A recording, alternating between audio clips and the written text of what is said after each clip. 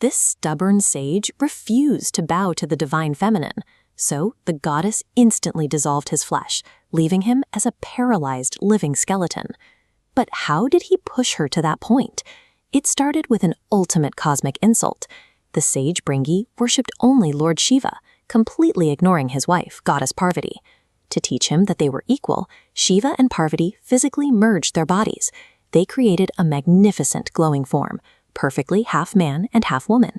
But the stubbornly devoted sage found an absurd loophole.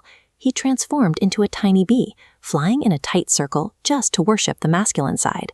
Parvati had enough. The literal source of all physical matter and movement is feminine energy, a force called Shakti.